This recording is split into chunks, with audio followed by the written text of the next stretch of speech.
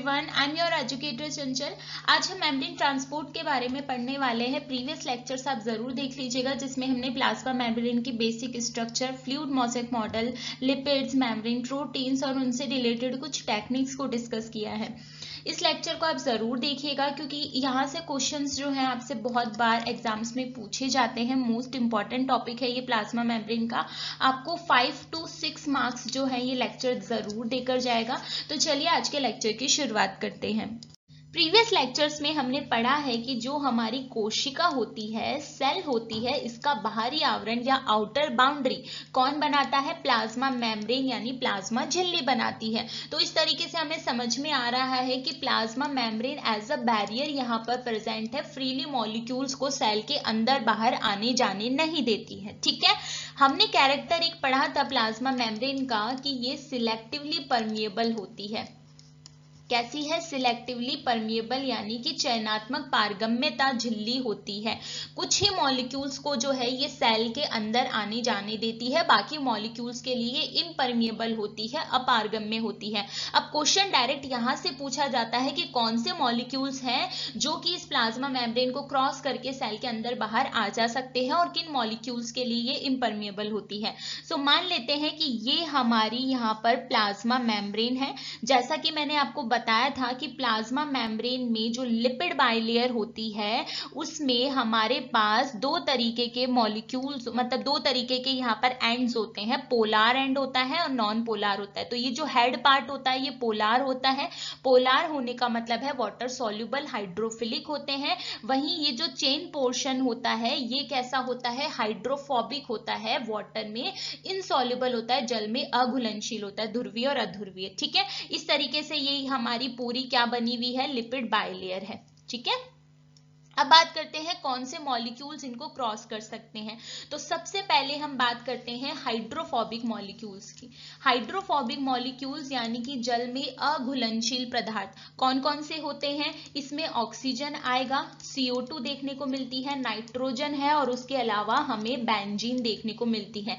आपको यहां से क्वेश्चंस आएंगे तो अच्छे से ध्यान रखिएगा। तो जो भी वाटर इनसॉल्युबल मॉलिक्यूल्स हैं, हाइड्रोफोबिक मॉलिक्यूल्स हैं, वो प्लाज्मा मेम्ब्रेन को क्रॉस कर सकते हैं। ठीक है, क्या कर सकते हैं? प्लाज्मा मेम्ब्रेन को क्रॉस कर सकते हैं। क्यों कर सकते हैं? रीजन आपको पता है, इसका जो सेंटर पार्ट होता है, टेल पोर्शन होता है, वो कैसा होता है? हाइड्रोफोबिक होता है। ठीक है, जिसकी वजह से वाटर ये जो है हाइड्रोफोबिक मॉलिक्यूल्स प्लाज्मा मेम्ब्रेन को क्रॉस कर सकते हैं। सेकंड हम बात करते हैं स्मॉल अनचार्ज्ड पोलार मॉलिक्यूल्स की। ठीक है, पोलार मॉलिक्यूल्स कौन से होते हैं? जो वाटर में सॉल्युबल होते हैं, जल में घुलनशील होते हैं।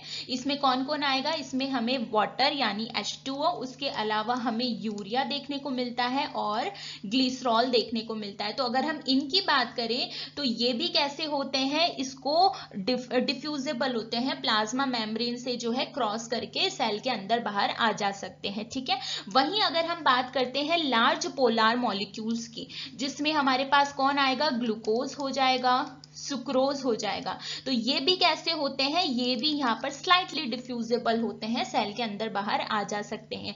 वहीं अब हम बात करते हैं चार्ज्ड मॉलिक्यूल्स की। चार्ज्ड मॉलिक्यूल्स का मतलब क्या है? इन पर हमें पॉजिटिव या नेगेटिव चार्ज देखने को मिलेगा। बेसिकली आयंस की बात यहाँ पर हो रही है। ठीक है, जैसे कि अगर मैं बात करूं, हमारा सोडियम हो गया, पॉजिटिव चार्ज के साथ होता है, पोटेशियम हो गया, उसके अलावा क्लोराइड हो गए। ये सभी आयंस की अगर हम बात करते हैं तो ये डिफ्यूजेबल नहीं होते हैं, यानी ये प्लाज्मा मेम्ब्रेन को क्रॉस नहीं कर सकते हैं। इतनी चीज क्लियर है? ये आपको बहुत मोस्ट इंपॉर्टेंट करके इसको लिख लेना, यहां से प्रश्न बनते ही हैं। ठीक है, सो मेम्ब्रेन परमेबिलिटी हमने यहाँ पर पढ़ ली। अब हम ट्रांसपोर्ट पढ़े, उससे पहले कुछ बेसिक टर्म्स को यहाँ पर समझ लेते हैं जो कि ट्रांसपोर्ट में यूज होने वाली है। आपको उनका मतलब पता होना चाहिए। तो सबसे पहले हम यहाँ पर समझ लेते हैं सॉल्यूट एंड सॉल्यूशन का मतलब क्या होता है। सॉल्यूशन को यहाँ पर सॉल्वेंट भी कहते हैं। ठीक है, हिंदी में अगर मैं बात करूँ तो इसे कहेंगे विलय और सॉल्यूशन को कहा जाता है विलयन। एग्जाम्पल से समझते हैं। एग्जाम्पल हम यहाँ पर ले लेते हैं सॉल्ट एंड वाटर का। ठीक है, तो मान लीजिए ये एक बीकर है जिसमें मैंने यहाँ पर ये वाटर ले लिया है। ठीक है, वाटर है इसमें, और इसमें हम ले लेते हैं सॉल्ट के मॉलिक्यूल्स। दिख रहा है आपको? तो यहाँ पर अगर सबसे पहले हम बात करें कि सॉल्यूशन क्या है, तो सॉल्यूशन है यहाँ पर वाटर मॉलिक्यूल्स। तो सॉल्यूशन क्या है, एक होमोजीनस मिक्सचर होता है जिसमें सॉल्यूट जो है डिसॉल्व होते हैं, घुलते हैं, ठीक है। तो विलयन क्या है, विलयन एक ऐसा मिक्सचर है जिसमें विलय जो है वो घुल सके। और विलय की अगर मैं बात करूं यानी सॉल्यूट्स इसमें क्या है, तो सॉल्यूट्स है यहाँ पर सॉल्ट जो कि सॉल्यूशन में घुल रहे हैं। इतनी चीजें क्लियर है। तो यहाँ पर सॉल्यूशन और सॉल्यूट क्या है वो चीजें क्लियर हो गई। सेकंड हम यहाँ पर यूज करेंगे high concentration to low concentration. Transport जब आप पढ़ोगे तब हम देखेंगे कि मॉलिक्यूल्स हमेशा हाई कंसंट्रेशन से लो कंसंट्रेशन या लो कंसंट्रेशन से हाई कंसंट्रेशन पर जा रहे हैं। तो इसका मतलब क्या है, यहाँ पर मैं 2 बीकर ले रही हूं जिसमें मान लेते हैं वाटर ही ले लेंगे हम। यहाँ पर ये वाटर है हमारा एज सॉल्यूशन, ठीक है। और इसमें हम सॉल्ट ले लेते हैं, इसमें और इसमें भी हम सॉल्ट ले लेते हैं। अब जब आप यहाँ पर देखोगे इस वाले बीकर 1 की अगर मैं बात करूं तो बीकर 1 में जो सॉल्यूट के मॉलिक्यूल्स, हमेशा आपको सॉल्यूट देखना है, यहाँ पर विलय की मात्रा देखनी है। तो इसमें सॉल्यूट की कंसंट्रेशन आप देखकर पता लगा सकते हो कैसी है, हाई कंसंट्रेशन है। हाई कंसंट्रेशन का मतलब है नंबर ऑफ सॉल्यूट्स कितने हैं, ज्यादा है। वहीं अगर आप बीकर 2 में देखोगे तो इनमें सॉल्यूट की कंसंट्रेशन कैसी है, कम है, यानी ये कैसे हैं, लो कंसंट्रेशन है। तो ये चीजें ध्यान रहेगी जब भी मैं कहूं कि हाई कंसंट्रेशन से लो कंसंट्रेशन जा रहे हैं, यानी कि जो सॉल्यूट मॉलिक्यूल्स हैं वो अपनी अधिक मात्रा से कम मात्रा वाले विलयन में जा रहे हैं। वहीं अगर मैं कहूं कि वो लो कंसंट्रेशन से हाई कंसंट्रेशन पे जा रहे हैं, मतलब कि सॉल्यूट के मॉलिक्यूल्स जो हैं वो अपनी कम मात्रा से अधिक मात्रा वाले विलयन में जा रहे हैं। इतनी चीजें क्लियर है। सो हमने यहाँ पर बेसिक समझ लिया। अब इसको देखते हैं, ठीक है। देखिए मेम्ब्रेन ट्रांसपोर्ट जो होता है वो 2 तरीके से देखने को मिलता है। पहला होता है यहाँ पर पैसिव ट्रांसपोर्ट, दूसरा है एक्टिव ट्रांसपोर्ट। सबसे पहले बात करते हैं पैसिव ट्रांसपोर्ट के। अच्छे से समझना, क्वेश्चंस बहुत बार पूछे जाते हैं।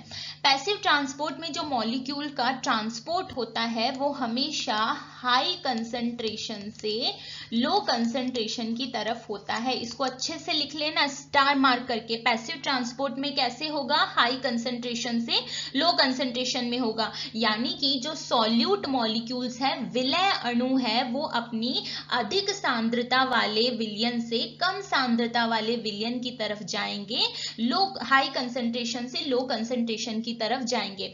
अब 2 चीजें हमेशा यहाँ पर ध्यान रहे, अगर हमें ट्रांसपोर्ट हाई कंसंट्रेशन से लो कंसंट्रेशन करवाना है तो यहाँ पर हमें एनर्जी जो है वो नहीं देनी पड़ती है। अच्छे से ध्यान रहे, हाई टू लो ट्रांसपोर्ट होगा तो एनर्जी वहां पर नहीं लगेगी, लेकिन ट्रांसपोर्ट अगर लो टू हाई देखने को मिलता है, कम सांद्रता से अधिक सांद्रता की तरफ होगा, तो वहां पर हमें एनर्जी का इनपुट देना होता है, एनर्जी वहां पर लग कर आती है, ठीक है। तो पैसिव ट्रांसपोर्ट में हमने देखा कि हाई कंसंट्रेशन से लो कंसंट्रेशन की तरफ जाएंगे तो यहाँ पर जो एनर्जी है वो हमें नहीं लगानी होगी, ठीक है। वहीं अगर हम एक्टिव ट्रांसपोर्ट की बात करें तो ये जस्ट इसका अपोजिट होता है, यानी कि इसमें जो ट्रांसपोर्ट होगा वो लो कंसंट्रेशन मॉलिक्यूल से हाई कंसंट्रेशन की तरफ होता है, यानी कि जो सॉल्यूट मॉलिक्यूल्स है, विलय अणु है, वो अपनी कम सांद्रता वाले विलयन से अधिक सांद्रता वाले विलयन की तरफ जाते हैं, ठीक है। अब यहाँ पर लो टू हाई जाएंगे तो हमें उसके लिए क्या है, एनर्जी यहाँ पर लगानी होती है, ठीक है। इनको डिटेल में हम आगे पढ़ेंगे, अभी आप बेसिक यहाँ पर समझ लीजिए। उसके अलावा जो पैसिव ट्रांसपोर्ट होता है, ऑल्सो हम इसे डिफ्यूजन भी कहते हैं, विसरण भी हम इसे कहते हैं। तो 2 तरीके से पैसिव ट्रांसपोर्ट होता है, पहला है सिंपल डिफ्यूजन और दूसरा है फैसिलिटेटेड डिफ्यूजन। इनमें डिफरेंस क्या है वो देख लेते हैं। सिंपल डिफ्यूजन की अगर मैं बात करती हूं तो यहाँ पर जो मॉलिक्यूल्स हैं वो वही अपनी हाई टू लो कंसंट्रेशन ही जाएंगे, लेकिन ये नॉन सिलेक्टिव प्रोसेस होती है, यानी कि ऐसा नहीं है कि स्पेसिफिक मॉलिक्यूल्स ही ट्रांसपोर्ट हो रहे हैं, कोई भी मॉलिक्यूल्स यहाँ पर आ जा सकते हैं जो परमिएबल होते हैं, ठीक है। वहीं फैसिलिटेटेड डिफ्यूजन जो होता है वो सिलेक्टिव नेचर का होता है, कुछ स्पेसिफिक मॉलिक्यूल्स का ही ट्रांसपोर्ट हमें देखने को मिलता है। अब भाई जहां पर सिलेक्टिव नेचर आ जाएगा तो वो तो नॉर्मली नहीं आ जा सकेंगे, तो इसके लिए दो प्रोटीन्स का रोल देखने को मिलता है। वो कौन कौन सी होती है? एक तो होती है कैरियर प्रोटीन्स, कौन सी? Carrier proteins. दूसरी होती है चैनल प्रोटीन्स। तो ये क्या है? नॉर्मल प्रोसेस नहीं है, नॉर्मल डिफ्यूजन नहीं है, हमें इसे फैसिलिटेट करवाना होगा, जिसके लिए दो प्रोटीन्स की रिक्वायरमेंट होगी, carrier protein and channel proteins. अब वन बाय वन हम इनको डिटेल में समझते हैं। क्लियर है? तो सबसे पहले यहाँ पर डिफ्यूजन की हम बात कर लेते हैं, विसरण जिसे कहा जाता है, या आप इसे पैसिव ट्रांसपोर्ट भी कह सकते हो। बहुत इंपॉर्टेंट है, बहुत बार यहाँ से डायरेक्ट क्वेश्चन पूछे जाते हैं, तो अच्छे से समझना। सबसे पहली चीज हमने इसके बारे में देखी है कि ये जो ट्रांसपोर्ट होता है वो हाई कंसंट्रेशन से लो कंसंट्रेशन की तरफ होता है। जैसे कि ये मेरे पास दो बीकर है, ठीक है, और इसमें हम सॉल्यूशन ले लेते हैं, वाटर, ठीक है, और इसमें मैं सॉल्यूट की कंसंट्रेशन रखूं तो कुछ इस तरीके से है। कंसंट्रेशन का मतलब क्या है? नंबर ऑफ मॉलिक्यूल्स हैं, ठीक है।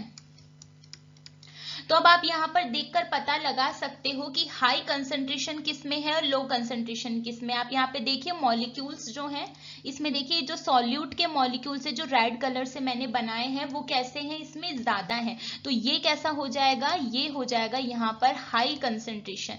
वहीं आप इस वाले की बात करिए तो ये कैसा है? लो कंसंट्रेशन में है। हमेशा सॉल्यूट की कंसंट्रेशन आपको देखनी है, ठीक है। तो यहाँ पर अगर मैं डिफ्यूजन की बात करती हूँ तो डिफ्यूजन में जो ट्रांसपोर्ट होगा मॉलिक्यूल्स का हाई कंसंट्रेशन से लो कंसंट्रेशन में होगा। यानी ये जो सॉल्यूट के मॉलिक्यूल्स हैं, ये जो सॉल्यूट के मॉलिक्यूल्स हैं, ये यहां से इधर की तरफ ट्रांसपोर्ट होंगे। क्लियर है इतनी चीज?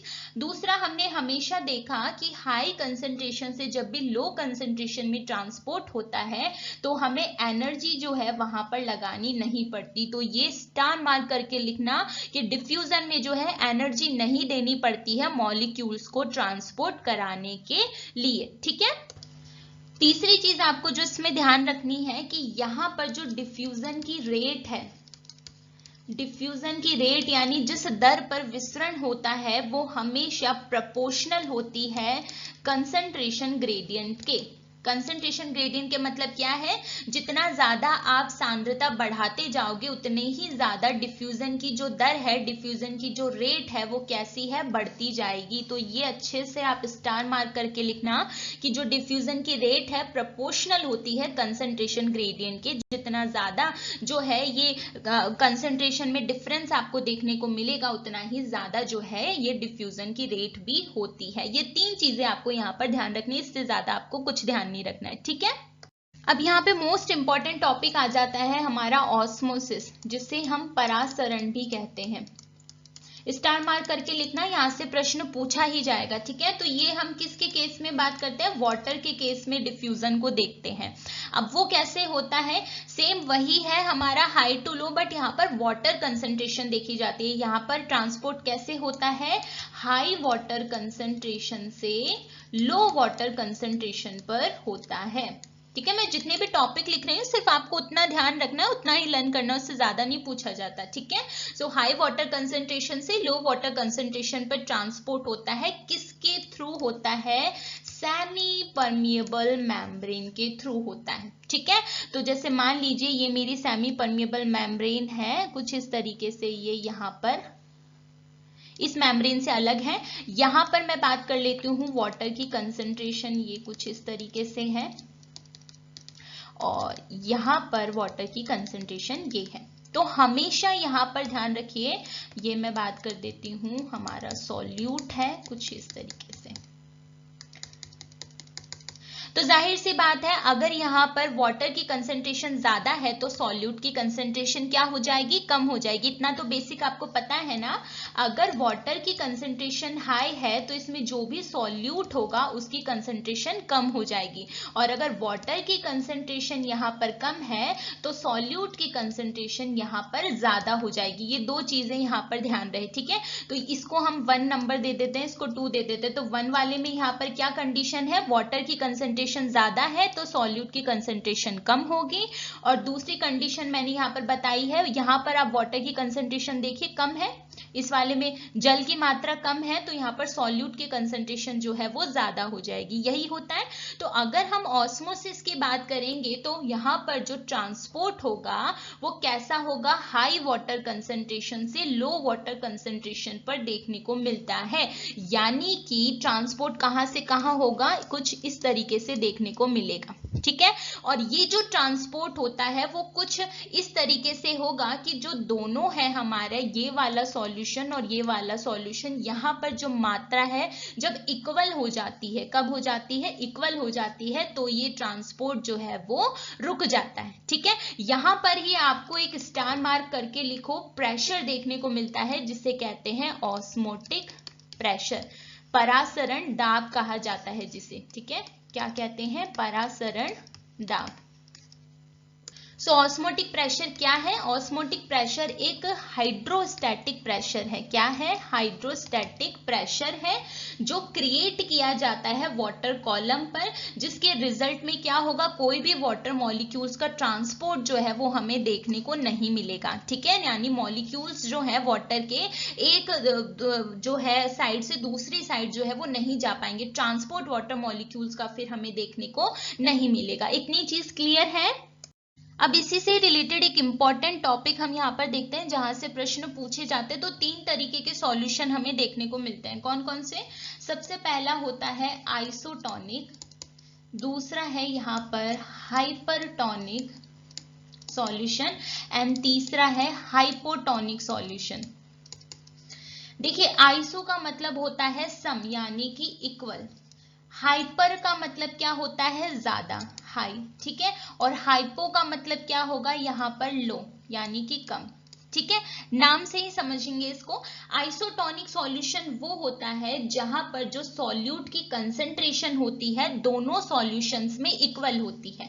जैसे कि ये मेरे पास यहाँ 2 बीकर हैं, इसमें हम सबसे पहले सॉल्यूशन ले लेते हैं, ये मेरा सॉल्यूशन हो गया है, और इसमें जो सॉल्यूट की कंसंट्रेशन होगी वो बिल्कुल सेम होती है, ठीक है। आप देख सकते हो इस वाले में और इस वाले दोनों सॉल्यूशन में जो सॉल्यूट की कंसंट्रेशन है, जो रेड से मैंने मार्क किया है, वो कैसी है, इक्वल होती है। तो आइसोटोनिक में क्या होगा, सॉल्यूट की कंसंट्रेशन दोनों में कैसी होगी, इक्वल होगी। वहीं अगर हम हाइपरटोनिक की बात करते हैं तो ये अगेन मैं 2 बीकर यहाँ पर ले रही हूं और हम इसमें ले लेते हैं, ये हमारा सॉल्यूशन है और इसमें हम सॉल्यूट की कंसंट्रेशन कुछ इस तरीके से ले लेते हैं, ठीक है। अब यहाँ पर आप देखिए सॉल्यूशन ये 1 है और ये सॉल्यूशन 2 है। तो यहाँ पर सॉल्यूशन 2 में सॉल्यूट की कंसंट्रेशन देख सकते हैं, रेड मार्क किया है, ये सॉल्यूट की कंसंट्रेशन इसमें कैसी है, ज्यादा है, ठीक है। इसमें सॉल्यूट की कंसंट्रेशन हाई है और इसमें सॉल्यूट की कंसंट्रेशन लो है। तो जिसमें सॉल्यूट की कंसंट्रेशन हाई होती है, ज्यादा होती है, ये कैसा होगा, ये हमारा हाइपरटोनिक सॉल्यूशन होगा इसके रिलेटिव। वहीं जिसमें सॉल्यूट की कंसंट्रेशन कम होती है वो हमारा हाइपोटोनिक सॉल्यूशन होता है। क्लियर है। तो 2 सॉल्यूशन में अगर सॉल्यूट की कंसंट्रेशन इक्वल है तो वो आइसोटोनिक है, जिसमें सॉल्यूट की कंसंट्रेशन ज्यादा है वो हाइपर, हाइपर मतलब ज्यादा, तो ये कैसा है, हाइपरटोनिक है। वहीं जिसमें सॉल्यूट की कंसंट्रेशन कम होती है दूसरे के रिलेटिव, तो वो कैसा है, हाइपोटोनिक सॉल्यूशन है। आई होप सो ये आपको क्लियर हो गया होगा। सो सिंपल डिफ्यूजन हमने देख लिया, ऑस्मोसिस हमने देख लिया। नेक्स्ट हम बात करते हैं फैसिलिटेटेड डिफ्यूजन की। फैसिलिटेटेड डिफ्यूजन में पहली चीज तो कैसी होती है, ये सिलेक्टिव नेचर का होता है। ठीक है। सिलेक्टिव नेचर होने का मतलब क्या है, स्पेसिफिक मॉलिक्यूल्स ही यहाँ पर डिफ्यूज होते हैं, विसरण यहाँ पर स्पेसिफिक मॉलिक्यूल्स का देखने को मिलता है। यहाँ पर भी सेम वही होगा, हाई टू लो ही हमें देखने को मिलेगा, लेकिन कैसा है, स्पेसिफिक नेचर का हो जाएगा। मतलब कि नॉर्मल मॉलिक्यूल्स ऐसे जैसे सिंपल में जा रहे थे ना, वैसे आ जा नहीं सकेंगे। तो जब सिलेक्टिविटी नेचर यहाँ पर होगा तो इसमें हमें दो प्रोटीन्स का इन्वॉल्वमेंट देखने को मिलता है। पहली होती है कैरियर प्रोटीन्स और दूसरी होती है चैनल प्रोटीन्स।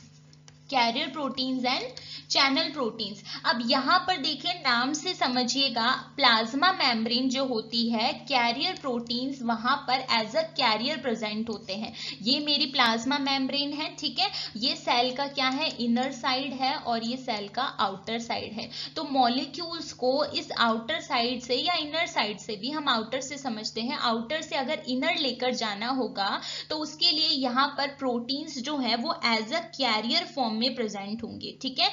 कैरियर फॉर्म में प्रेजेंट होंगे तो ये क्या करेंगे, इस मॉलिक्यूल्स को यहाँ पर अपने साथ लाएंगे और इधर ले जाकर छोड़ देंगे। वहीं चैनल प्रोटीन्स जो होते हैं वो इसमें एम्बेडेड होते हैं। कैसे होते हैं, एम्बेडेड होते हैं, यानी कि एक गेट बनाते हैं जिसमें से ये मॉलिक्यूल्स जो है वो अंदर आ जा सके, ठीक है। तो क्लियर है, कैरियर प्रोटीन्स तो क्या करेंगे, इसको कैरी करेंगे और दूसरी साइड छोड़ देंगे, चाहे वो आउटर हो या इनर हो। लेकिन चैनल प्रोटीन्स इस मेम्ब्रेन लिपिड में जो है एम्बेडेड होते हैं, एक गेट की तरह काम करते हैं और फिर जो भी मॉलिक्यूल्स हैं उनको इनर एंड आउट यहाँ पर करवाते हैं। क्लियर है। अब आपसे जो क्वेश्चन यहाँ पर कई बार पूछा जाता है वो ये है कि कैरियर प्रोटीन और चैनल प्रोटीन्स में से फास्टेस्ट जो है ट्रांसपोर्ट किसका देखने को मिलेगा। अब आप खुद ही सोचिए, ये चैनल प्रोटीन जो है गेट की तरह काम कर रहा है, मॉलिक्यूल्स को जो है अंदर लेकर जाएगा, तो फास्टेस्ट कौन सा होता है, चैनल प्रोटीन होता है, क्योंकि ये क्या है, गेट की तरह काम कर रहा है, फटाफट फटाफट अंदर बाहर मॉलिक्यूल को करेगा। जबकि कैरियर प्रोटीन तो क्या करेगा, पहले उस मॉलिक्यूल को कैरी करेगा, फिर वो जो है डिफ्यूजेबल होकर अंदर की तरफ या बाहर की तरफ जाएगा, फिर मॉलिक्यूल को छोड़ेगा। तो हमेशा फास्टेस्ट कौन सा होता है, चैनल प्रोटीन्स यहाँ पर फास्टेस्ट देखने को मिलते हैं, ठीक है। यहाँ से क्वेश्चन पूछा जा सकता है। क्लियर है। अच्छा, कई बार जो है ग्राफ से क्वेश्चन पूछा जा सकता है, तो ये थोड़ा सा एक्स्ट्रा लेवल का है, पर आप फिर भी ध्यान रख लीजिए, हो सकता है आपसे पूछा जा सके। तो अगर हम ग्राफ बनाए डिफ्यूजन के टाइप्स को लेकर, सिंपल एंड फैसिलिटेटेड की, ठीक है, तो यहाँ पर तो हम ले लेते हैं रेट ऑफ डिफ्यूजन और यहाँ पर हम ले लेते हैं सॉल्यूट की कंसंट्रेशन। तो हमेशा ध्यान रखना, सिंपल डिफ्यूजन जो होता है वो हमें लिनियर देखने को मिलेगा। इसका ग्राफ कैसा होता है, लिनियर देखने को मिलता है, यानी कि आप सॉल्यूट की कंसंट्रेशन जैसे जैसे बढ़ाते जाओगे, डिफ्यूजन की रेट भी यहाँ पर बढ़ती जाती है। लेकिन अगर हम फैसिलिटेटेड डिफ्यूजन की बात करें तो इसका जो ग्राफ बनेगा वो हमेशा हाइपरबॉलिक बनेगा। कैसा बनेगा, हाइपरबॉलिक बनेगा, यानी एक पर्टिकुलर कंसंट्रेशन बढ़ाने पर रेट बढ़ेगी, उसके बाद में वो कैसी हो जाती है, सैचुरेटेड हो जाती है, ठीक है। इसको मोस्ट इंपॉर्टेंट करके आप लिख लीजिएगा। क्लियर है। अब एग्जाम्पल्स इनके देख लेते हैं। तो अगर सबसे पहले मैं यहाँ पर कैरियर प्रोटीन मीडिएटेड जो ट्रांसपोर्ट होता है उसके एग्जाम्पल की बात करूँ, आपसे सिर्फ एग्जाम्पल ही पूछे जाएंगे, इससे ज्यादा नहीं पूछा जाएगा। तो इसमें आप एग्जाम्पल देख सकते हो ग्लूकोज ट्रांसपोर्टर्स का। ग्लूकोज ट्रांसपोर्टर्स नाम से ही पता चल रहा है कि ये क्या करते हैं, ग्लूकोज का ट्रांसपोर्ट करते हैं, ठीक है। तो ये कैरियर ट्रांसपोर्टर्स क्या करेंगे, ग्लूकोज मॉलिक्यूल्स का ट्रांसपोर्ट करते हैं। इनके डिफरेंट टाइप्स अलग अलग जो है ऑर्गन्स में हमें देखने को मिल जाते हैं। क्लियर है। वहीं अगर आप चैनल प्रोटीन्स में एग्जाम्पल देखो तो इसमें आप एग्जाम्पल दे सकते हो पोरीन्स का। पोरीन्स में भी एक्वा पोरीन्स का आपको एग्जाम्पल ध्यान रखना है, ठीक है। नाम से पता चल रहा है, देखिए एक्वा, यानी कि ये क्या करते हैं, जो वाटर मॉलिक्यूल्स होते हैं उनका ट्रांसपोर्ट हमें एक्वा पोरीन्स के थ्रू देखने को मिलता है, ठीक है। सिर्फ इतनी सी चीज आपको यहाँ पर ध्यान रखनी है। सो सिंपल डिफ्यूजन यहाँ पर हो गया, फैसिलिटेटेड हमने पढ़ लिया। अब हम बात करते हैं एक्टिव ट्रांसपोर्ट की। एक्टिव ट्रांसपोर्ट में हमेशा ध्यान रहे कि ये लो कंसंट्रेशन से हाई कंसंट्रेशन ट्रांसपोर्ट होता है। कैसे होगा, लो कंसंट्रेशन से हाई कंसंट्रेशन। तो ये दो सॉल्यूशन है मेरे यहाँ पर, इसमें ये इस तरीके से हमारे सॉल्यूशन है, और अगर मैं सॉल्यूट की कंसंट्रेशन की बात करूं तो कुछ इस तरीके से है। तो ये कैसा है, ये लो कंसंट्रेशन है और ये कैसा है, हाई कंसंट्रेशन है, ठीक है। तो यहाँ पर ट्रांसपोर्ट कैसे होगा, लो टू हाई ट्रांसपोर्ट होगा। मैंने बताया था जब भी लो टू हाई ट्रांसपोर्ट होता है वहां पर एनर्जी का इनपुट हमें देखने को मिलता है, तो यहाँ पर एनर्जी हमें लगानी पड़ेगी ट्रांसपोर्ट करने के लिए मॉलिक्यूल्स को। तीसरी चीज ये कैरियर मीडिएटेड ट्रांसपोर्ट होता है। कैसा होगा, कैरियर मीडिएटेड ट्रांसपोर्ट होता है। कैरियर प्रोटीन्स की रिक्वायरमेंट होती है मॉलिक्यूल को ट्रांसपोर्ट करने के लिए। यहाँ पर आपको एग्जाम्पल्स जो है वो स्टार मार्क करके लिख लेना क्योंकि वो पूछे जाते हैं। तो पहला एग्जाम्पल हो जाएगा सोडियम पोटेशियम एटीफेज या ट्रांसपोर्टर जिसे कहते हैं। यहां पर आपको ध्यान रखना है कि 3 जो है सोडियम मॉलिक्यूल्स को ट्रांसपोर्ट किया जाता है out of the cell, cell के बाहर निकाला जाता है, और 2 पोटेशियम मॉलिक्यूल्स को सेल के अंदर की तरफ लिया जाता है। इससे ज्यादा नहीं पूछा जाएगा। और दूसरा एग्जाम्पल आप ध्यान रख सकते हैं कैल्शियम पंप का। ठीक है, सो सिर्फ एक्टिव ट्रांसपोर्ट में इतनी चीजें आपको यहाँ पर ध्यान रखनी है। क्लियर है? सो आज के लेक्चर में इतना ही। आई होप सो आपको लेक्चर पसंद आया होगा, आपको सब कुछ चीजें समझ में आई होगी। फिर भी अगर कोई डाउट रहता है तो आप कमेंट सेक्शन में मुझसे जरूर पूछ लीजिएगा।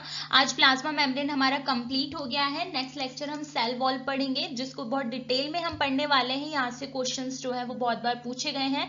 लास्ट ईयर ही आपसे जो है फर्स्ट ग्रेड एग्जाम में इसका क्वेश्चन पूछा गया था। सो लेक्चर जो है वो जरूर आप देखिएगा। चैनल को सब्सक्राइब कर लीजिए, कमेंट करके मुझे जरूर बताइएगा, शेयर करिएगा and stay tuned for upcoming interesting lectures. Thank you.